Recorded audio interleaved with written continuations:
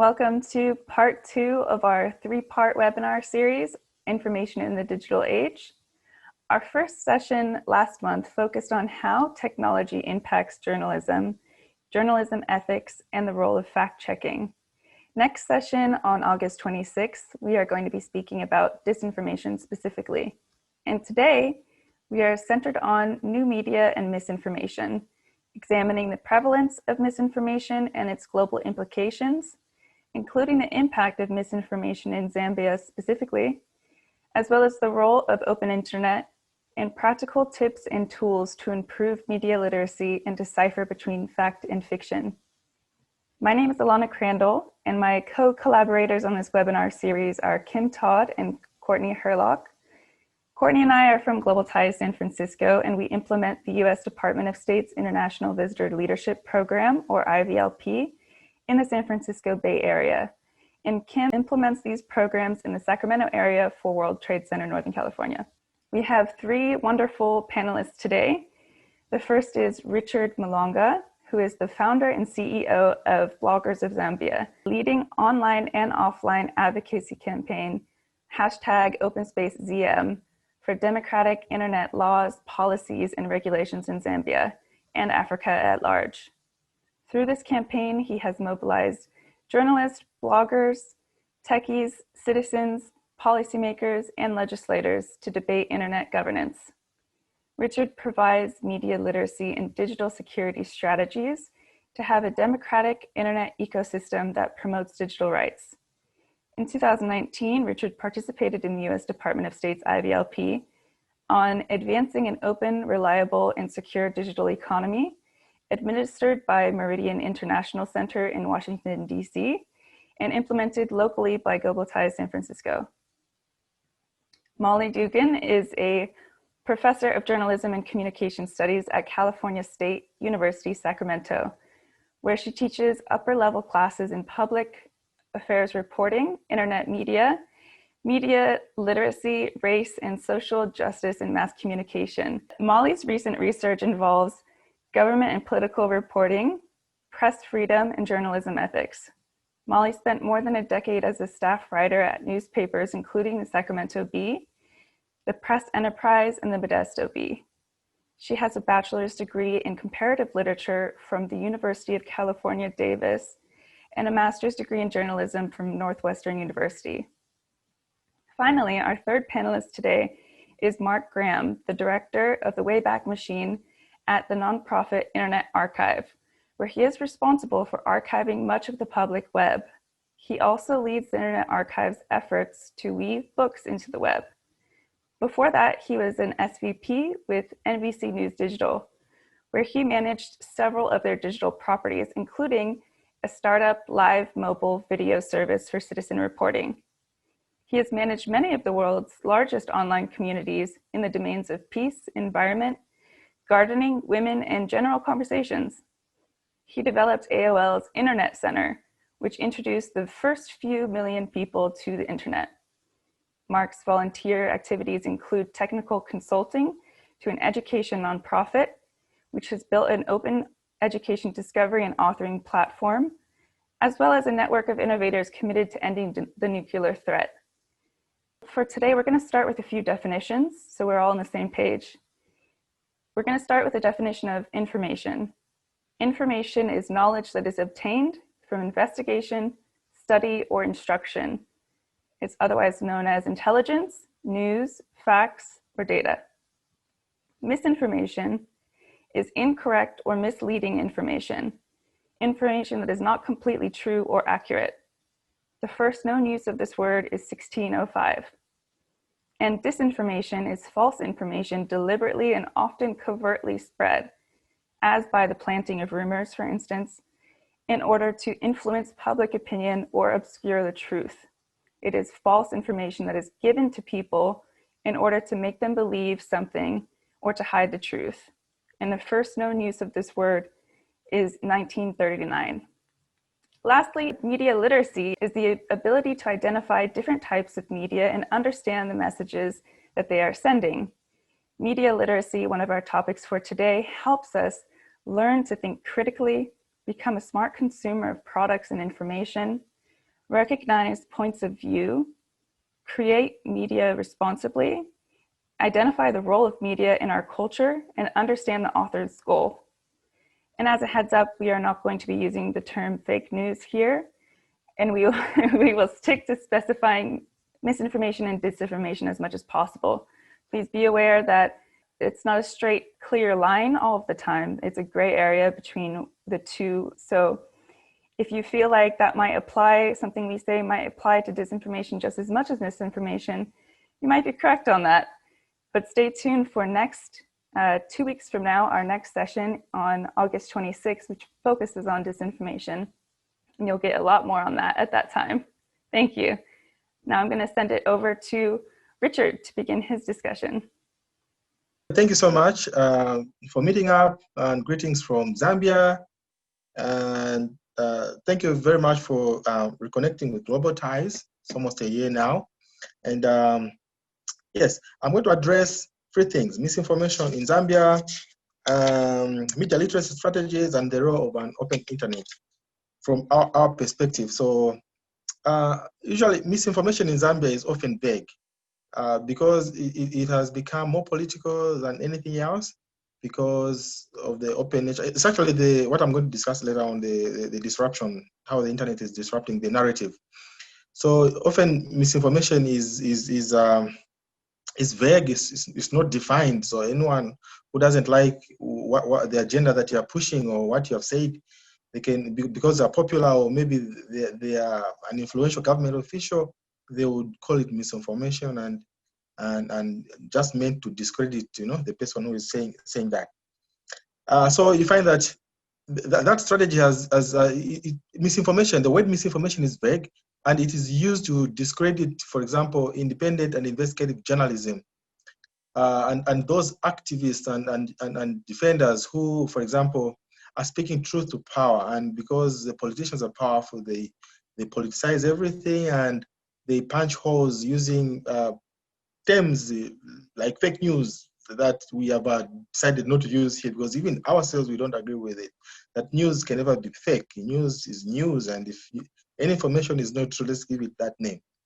So usually we have seen a lot of government troll farms, usually political troll farms, both in the ruling party and in the opposition, and there's a lot of information that is being exchanged basically in the political crossfire to gain popularity, because here we believe that, the battle for democracy, the contestation for power is online, and everyone, because they have the power of gatekeeping, they can decide what they want to publish. So you have a lot of information, or especially online, and even in the traditional media, radio and TV, especially in the public media, there's a lot of information that is not verified, and it is basically used for popularity purposes.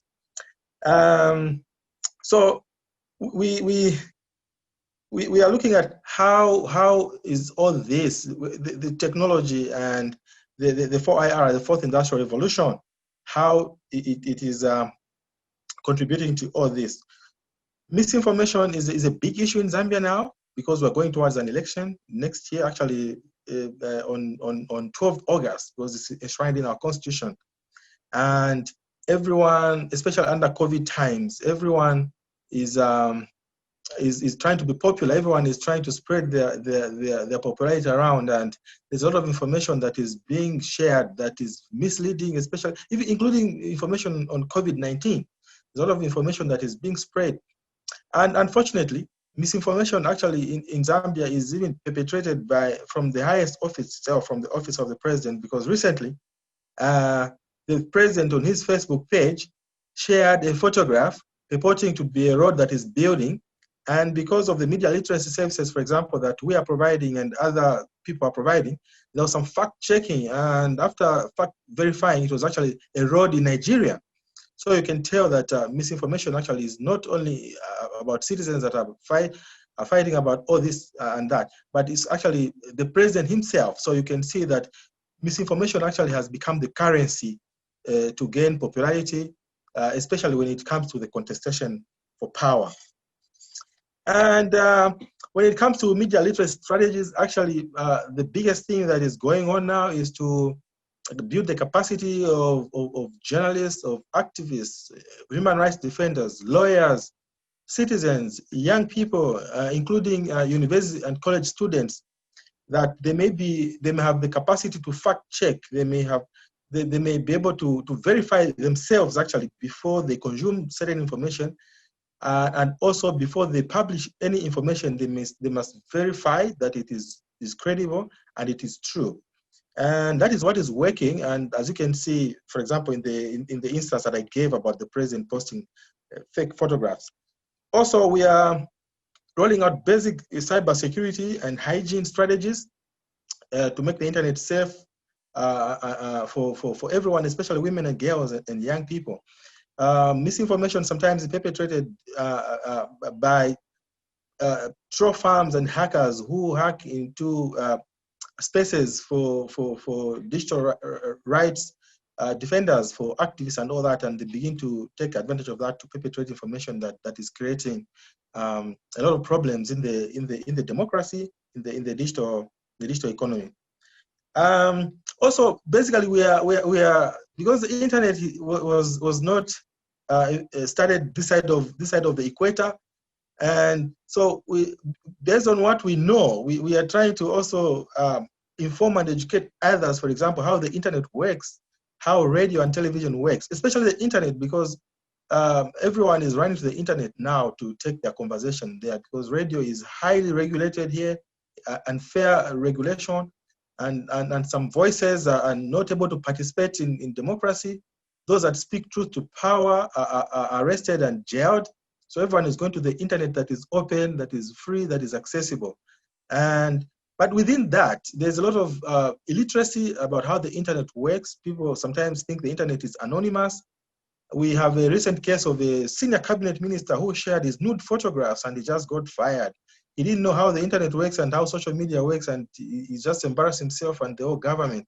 So we are educating especially young people about how the internet, how it was started, who is Tim Berners-Lee, how the internet works globally, how the internet works regionally, the regional internet registries and the domain name systems, how to be safe and secure.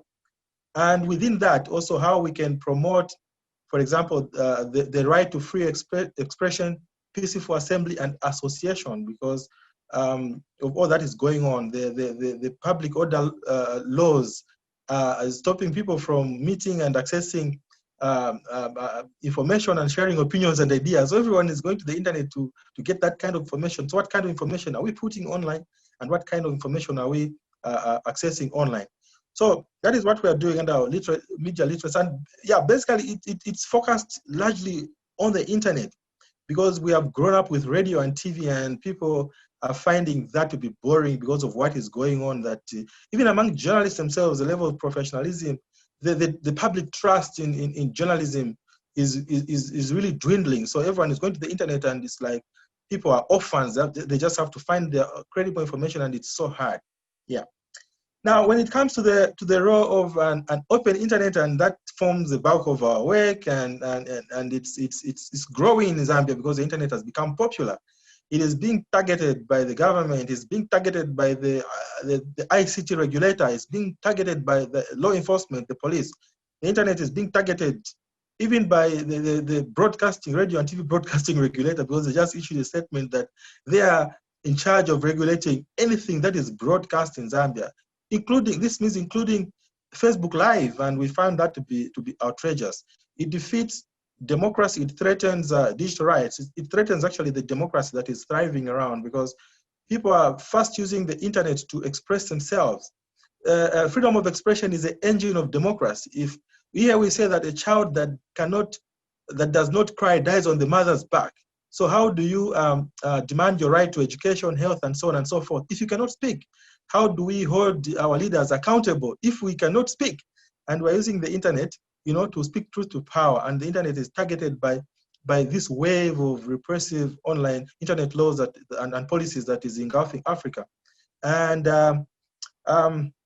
so we have engaged parliamentarians, policymakers themselves, the leading ministries, the technocrats. We have mobilized a core team of civil society and activists, including students, women and girls, that they must defend the internet, because for us, the internet, especially social media, has created alternative spaces for citizen engagement. The citizens, as I've said, cannot meet traditionally. Radio and TV does not include certain voices because because of the intolerance, because of the impunity and the lack of adherence to the rule of law that is going on. So we feel that the concept of an open internet is the future. The battle for democracy, as stated earlier, is going online. And if we are going to have laws and policies that are going to make citizens pay 30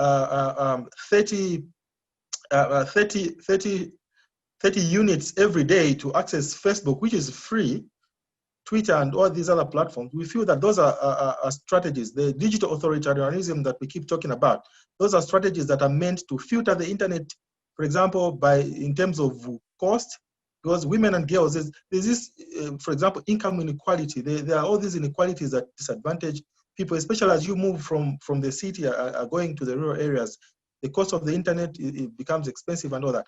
And also, there's a lot of fear. The government, for example, and the regulator and the police, they are they threaten issuing statements, for example, Trojan statements like, we are going to be registering WhatsApp admin rights. The admin for WhatsApp groups will have to be registering that we are seeing what you're doing on WhatsApp. You know, we believe that WhatsApp is encrypted and the government has got no capacity to see the content.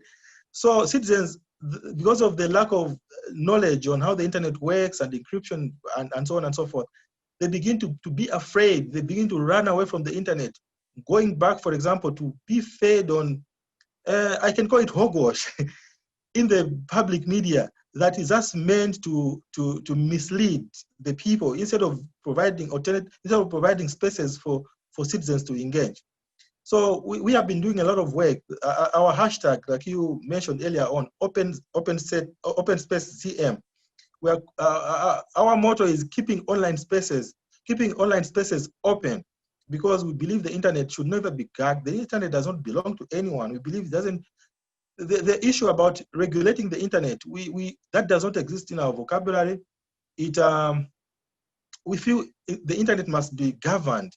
And if you look at the concept of internet governance, it takes a multi-stakeholder approach. It's not only the parliament that must make laws. It's not only the police must enforce these laws. It's not only the regulator that must use these laws to regulate the internet. We feel that we must participate in law and policy development. We feel that we must participate in everything internet, because that is the future. We feel the battle for democracy is on the internet, and the internet must be free and open for all. It must be left to be inclusive as it is always been, and it must be allowed to help our democracy grow. It must be allowed to promote participation and inclusion in governance processes and generally to defend the democracy that we talk about. Thank you so much. Incredibly interesting. Thank you so much, Richard. You spoke about a lot of really fantastic points that are important for all of us to recognize, including that freedom of expression is, like you said, the engine of democracy. So thank you so much. Molly, go ahead, please. I'm not sure how to follow that, Richard, but we spoke a few days ago, which was wonderful. And one of the things that I noticed in Zambia, he talks about the fight for an open internet and internet access. And one of the things is the ideas of repression in Zambia are causing misinformation, but some of the lack of any kind of some would say responsibility from the social media companies, or the lack of any regulation in the US is also causing misinformation. And so I think it's really interesting that you can see misinformation occurring in multiple places, but from very different causes.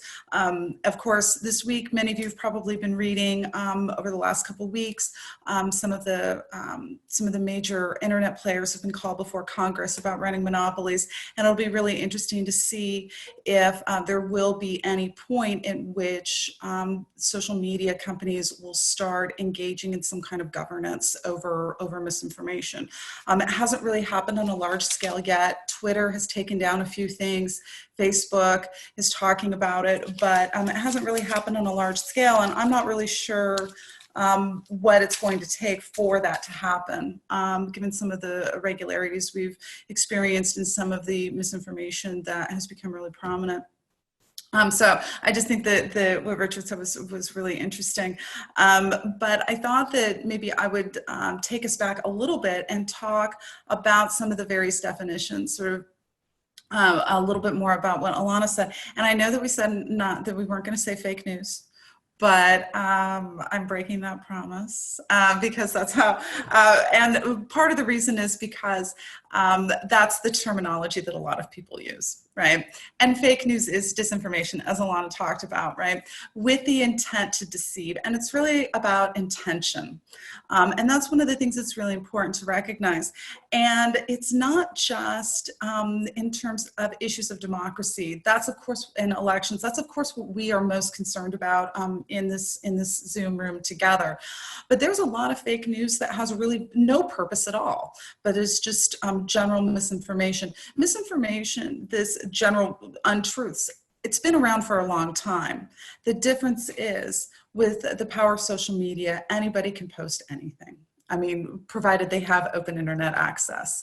And so what that has meant is that when it used to be that a newspaper, a radio station, a television, at least in the US, could or would try, legitimate journalists would try to fact check falsehoods that went out there. Now it takes a long time to do that. The Massachusetts Institute of Technology did a really widespread study in 2018 and found that lies spread 6 times faster than truth on the internet, because lies are more interesting, right? And they fit people's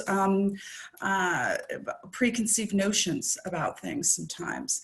And so it's much harder for the truth to keep up in an environment where information travels so quickly as it does through the internet. So, but one of the other problems is there are several barriers to information, to good information. Fake news and disinformation, that's only one barrier, right? When you have people that are intending to mislead. There are other barriers to our understanding as well that sometimes get confused with fake news but are not the same thing. So for instance, mistakes. Legitimate journalists make mistakes, particularly on deadline, as and the demand for news becomes faster.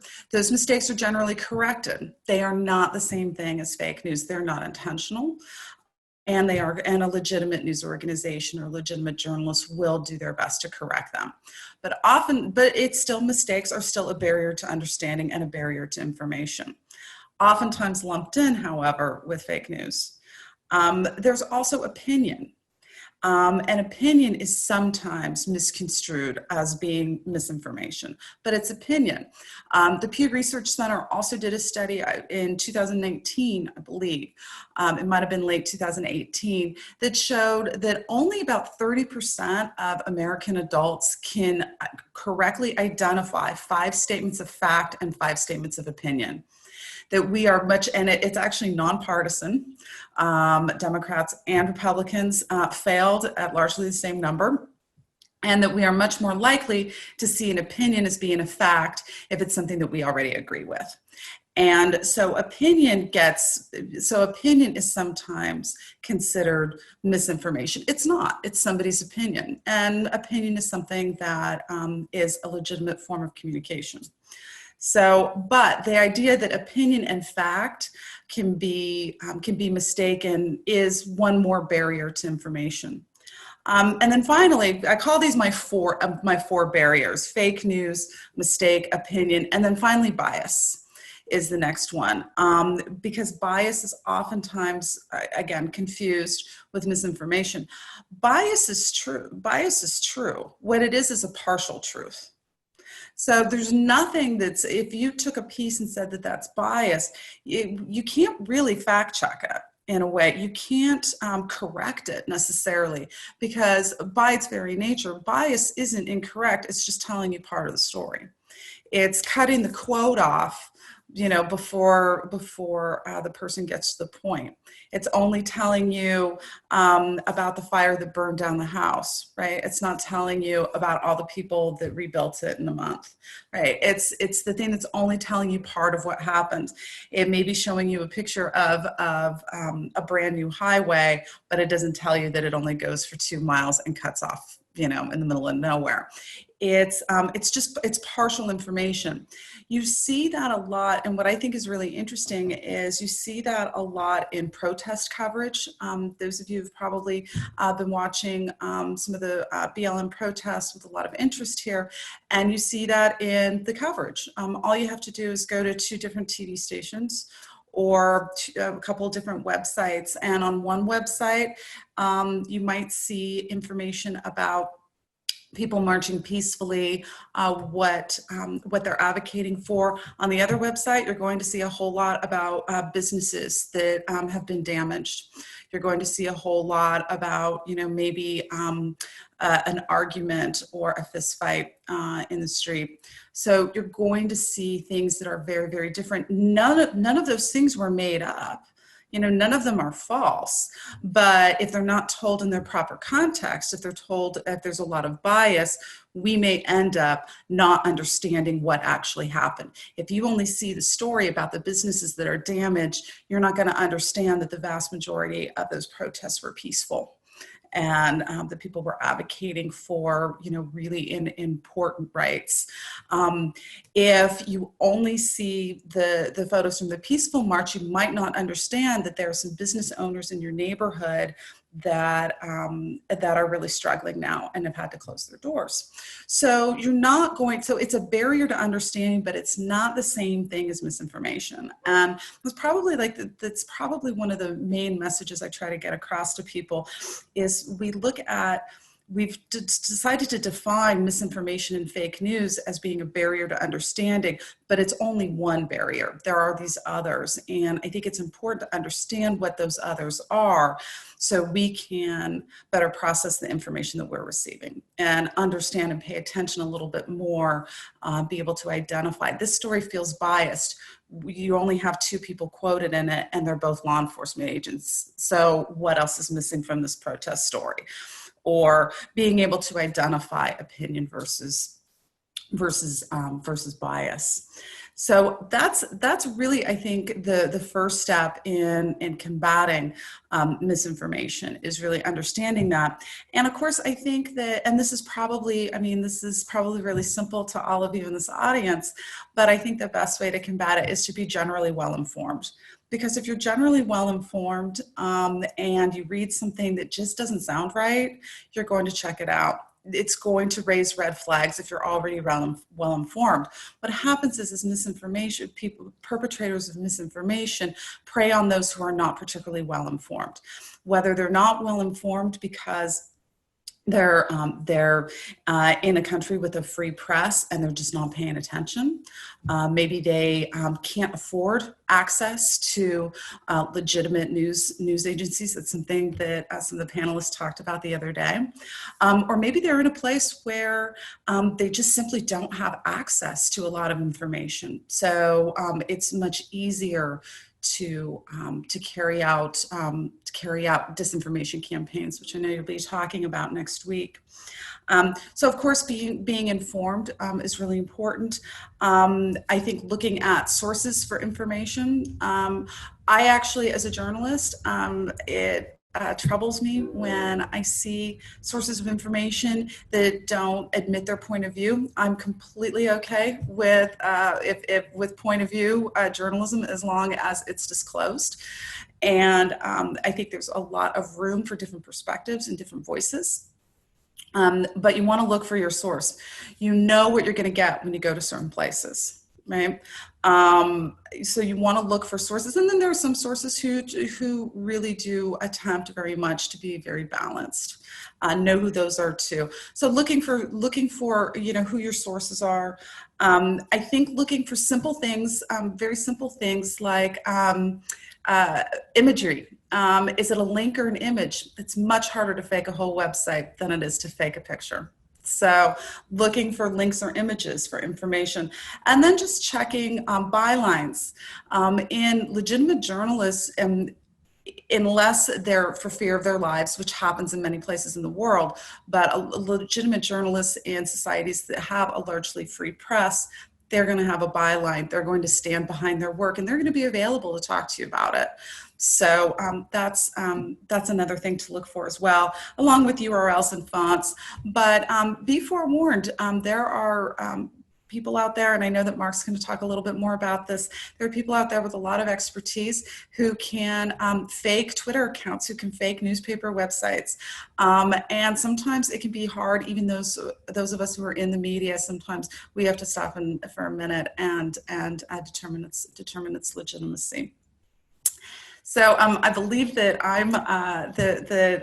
that Mark is waiting up next, but please, I look forward to hearing your questions.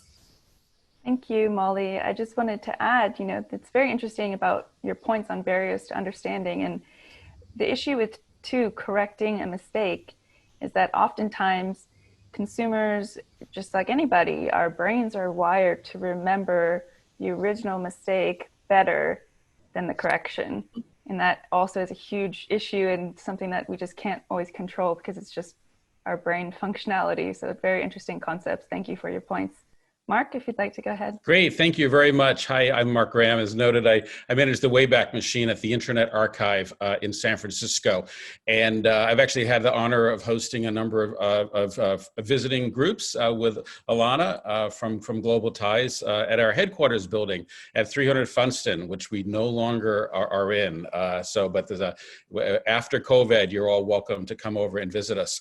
So yeah, I wanted to talk a little bit about the Internet Archive, the Wayback Machine, and some practical things that we're doing to try to help address issues of misinformation. I'm going to avoid the F news word. I actually think that's part of disinformation campaigns, so I prefer not to perpetuate that.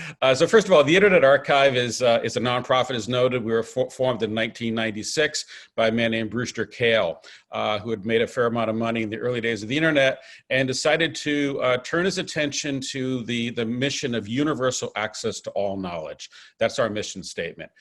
So how do we do that? Well, we take analog information and we digitize it and make it available publicly, and we take born digital information and we preserve it and we make it available publicly.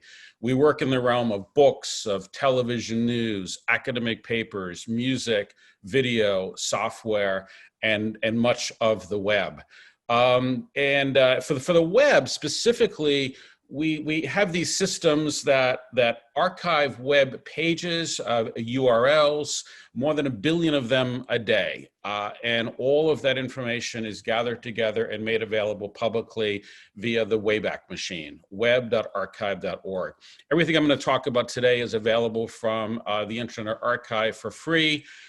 There's no advertising, and it's all there. Just go to archive.org and begin to explore. I think maybe the three themes that I want to focus on are persistence, provenance, and context. As Molly noted, context is a partial antidote to bias. So just note the Wayback Machine and the Internet Archive are used by researchers and journalists and students, writers and activists. Hundreds of thousands of people a day come to the site, and there's been multiple thousands of articles either written about our services or referencing us over the last few years. Several hundred alone were referenced in fact checks, for example, just this year, where there's a link to a playback of an archived version of a web resource in the fact check. Because we've been archiving a lot of the web, we can also do things like fix broken links, because the web is by and large a very fragile environment. And things that are published either go away or they change over time in many cases.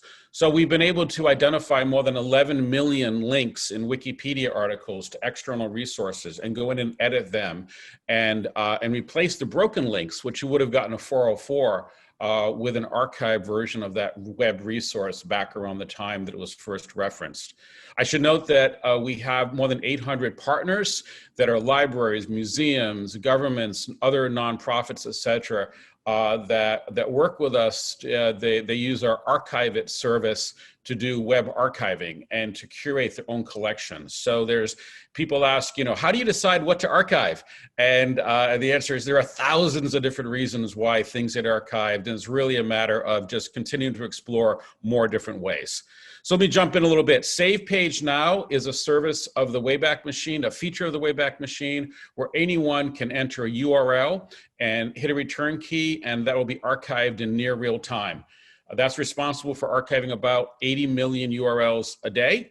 That's a combination of people entering URLs into the web, people filling out a Google Sheet, and then archiving the URLs from that Google Sheet.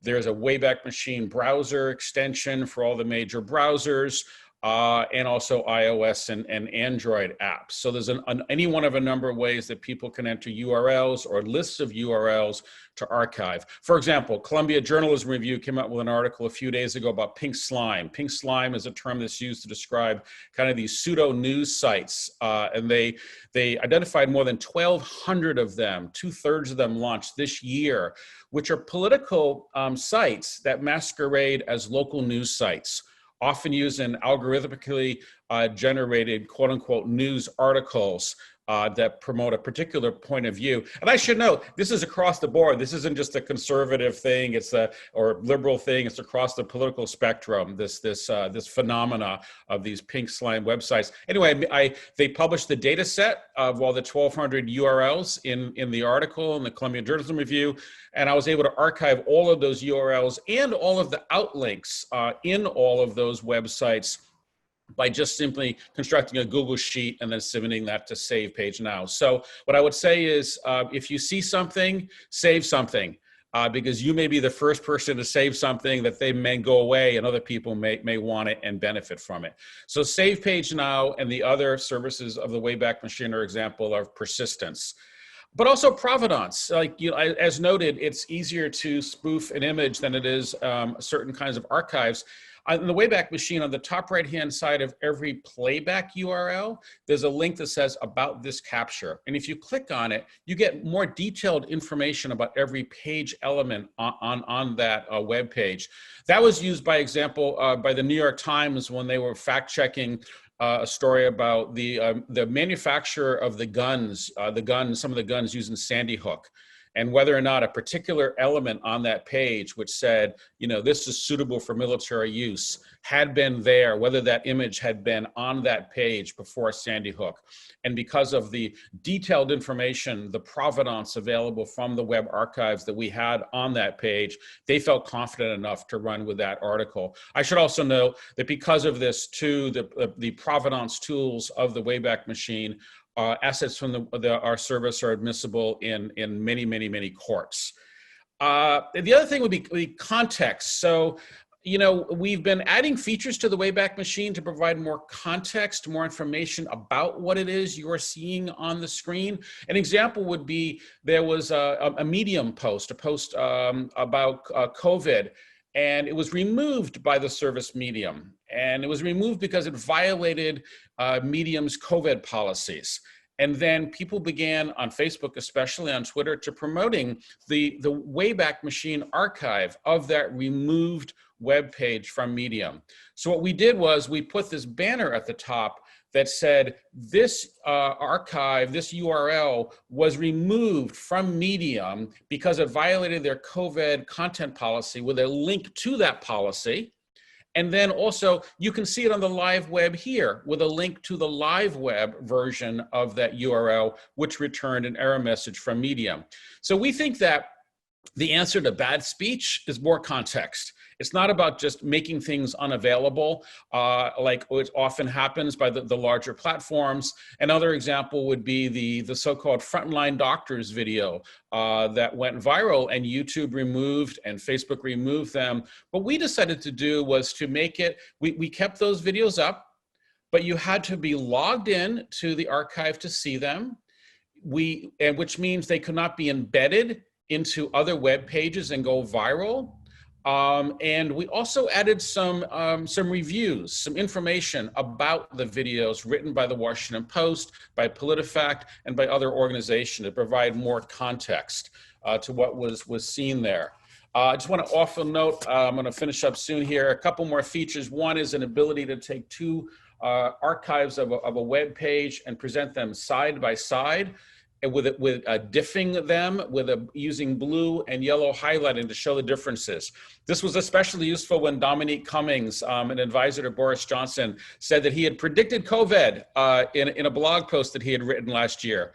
Well, it turned out that wasn't entirely true. So he had gone back and edited the blog post and inserted that prediction well after the fact. And some enterprising person noticed that and used the Wayback Machine to make that side-by-side comparison, showing the time date stamped before and after. Just two other points here I'll just say, and get to the Q&A. One is, there's an article that came out recently in Current Affairs, and I thought it really illustrated a key dimension of this challenge we have in front of us, which is that more and more, the truth, factual information, researched information that has context and is footnoted and is well thought through, is available to us through paywalled websites. Almost all of the websites that you would think of as high quality news and journalism sites these days are paywalled. You have to pay money to get access to them, and yet at the same time, information that may be more questionable, less reputable, etc., easy to pass around and easy to propagate and amplify on social media is free. So if you think about this like an information diet, it's kind of like the equivalent of junk food.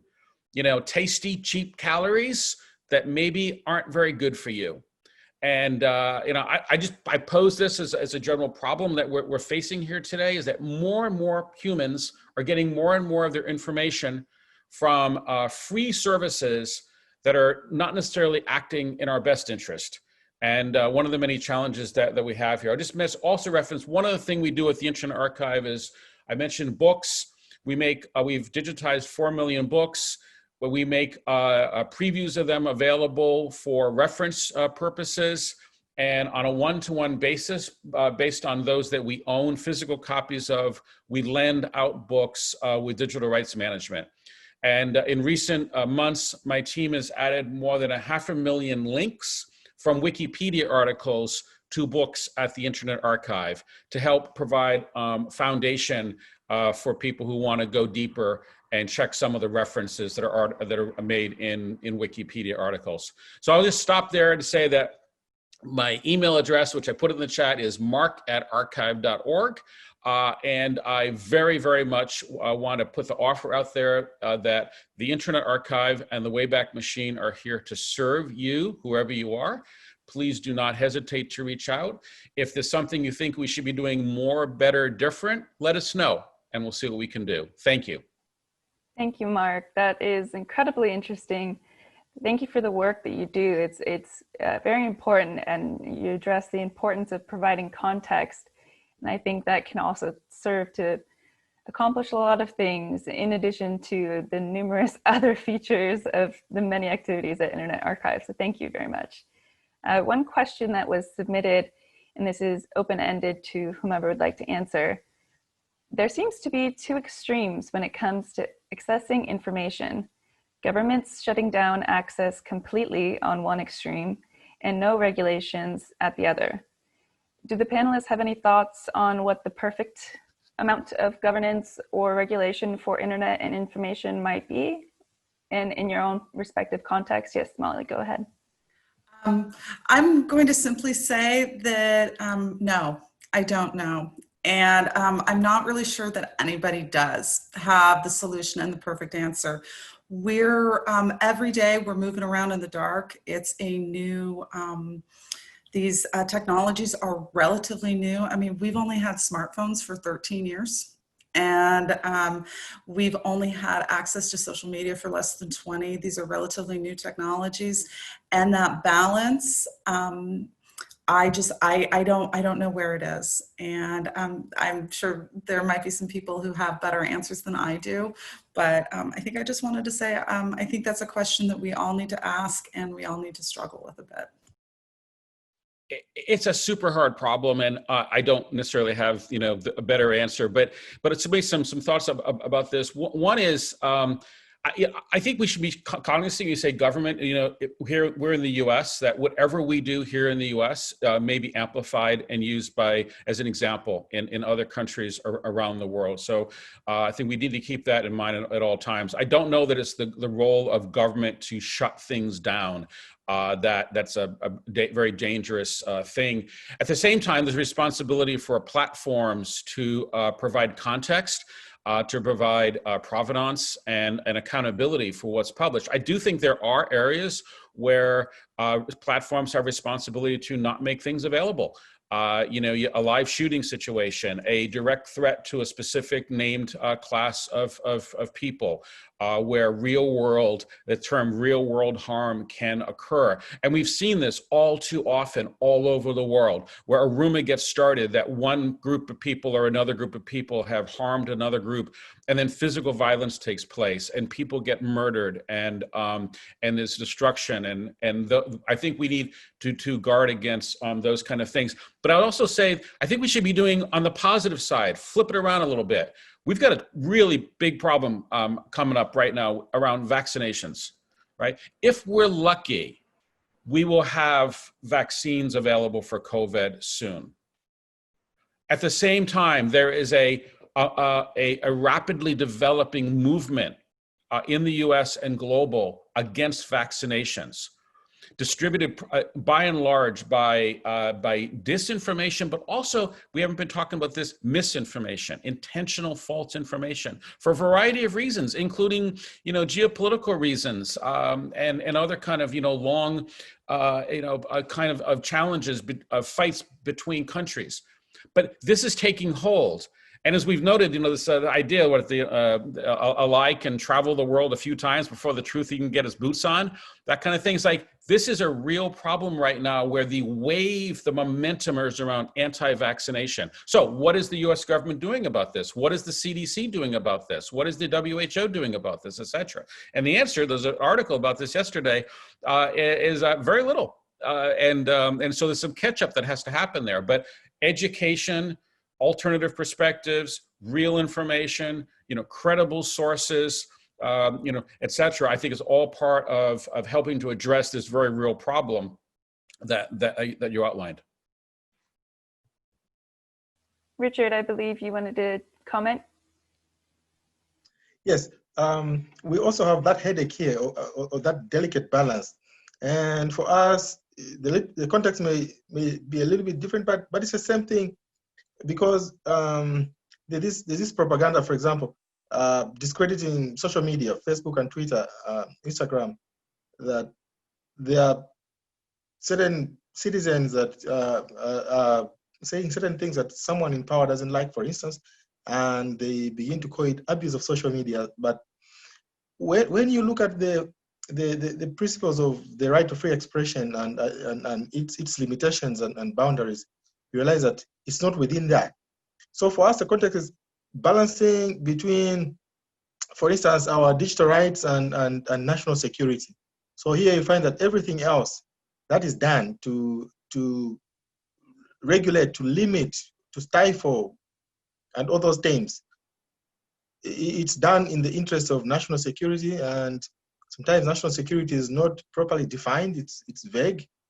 And we know what national security is. We know what threatens national security and all that. So you find that that narrative now is used to inspire the enactment of repressive internet laws, for instance, and it leads to this cry about the absence of the rule of law. So you see where we are here. When some people come to New York at the United Nations General Assembly, and the people here are crying that we can't assemble, we can't say certain things online, and these people that come to New York claim that we are governing by the rule of law. If you look at these instruments are calling the laws, they have elements that are vague, that are repressive, they are anti-democracy, for example, anti-freedom of expression in particular, and these people are ruling by the rule of law. And this is where the problem is. How do we balance national security and that which citizens are entitled to? The biggest tragedy for us is that we are even just fluffing over a technology that we have no control over. For example, here there's this thing to tax Facebook here in Zambia. It's happening in Uganda. Sorry to mention Uganda because they're not part of this conversation. But they are supposed to tax Facebook, not to tax the Zambians. You get a point. So this is the whole narrative that we are grappling with here over technology that we don't own. That telecommunications companies are not making enough profits because citizens are not making traditional calls. All the profits have gone to internet calls. So we must tax the citizens again for making calls on Messenger, on WhatsApp, and all that. And it's just a disruption that is manipulative to citizens. Yeah, thanks. Thank you. You know, that's incredibly interesting. That was another thing that we had spoken about in our pre-webinar check-in, that is a unique feature of this issue that we here in the United States don't face, that we don't have our government making us need to get a license in order to go on Facebook Live. So it is a very interesting discussion that I wish we had more time for. We are at 9:56 a.m. Pacific time. So just a quick last question, and we can address other questions later on, and we'll send a follow-up email with those answers. But if we could just maybe get one quick answer, two quick answers if they're fast. What are your views on Facebook and Twitter fact-checking or tagging items as being misleading or false news, and what would be like an example of a best practice, or how can they ensure that they are being balanced and accurate in their tagging and not biased, let's say? Anybody want to take a stab at that? Okay, I'll go. We have that narrative here, tagging and this self-publishing and all that. And for us, yes, it's problematic. But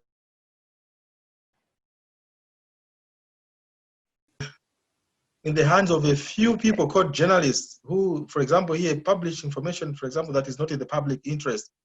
So what we advocate for here, what we are saying is that all this misinformation, all the so-called abuse of social media is basically a reflection of what kind of society we are.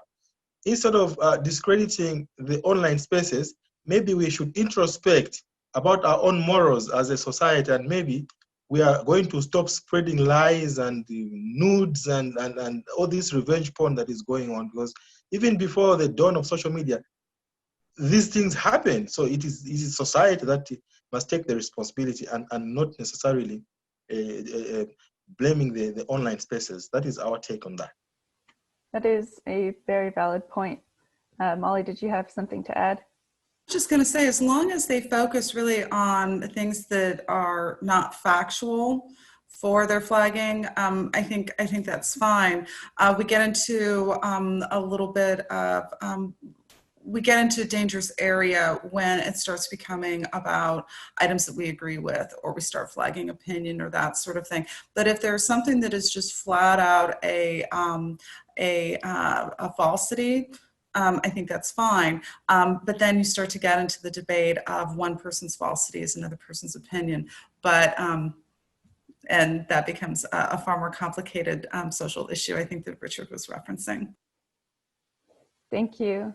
Go ahead, Mark. I just think there's issues of amplification that they need to be addressed. When I go to Amazon and I'm being promoted anti-vaccination books, when I go to YouTube and I'm being promoted videos that have been intentionally slowed down of Nancy Pelosi speaking, when I go to Twitter today and I still see posts that are up by key politicians that we know have made false representations where there's no flagging. I think those are all opportunities where the platforms have responsibility, have the capacity and capability, and can take measures to reduce the amplification of things that are known to be false or heavily biased, and add context, add information. I just want to note there's an organization called the International Fact-Checking Network, and they just had their annual conference. There are hundreds of fact-checking organizations around the world.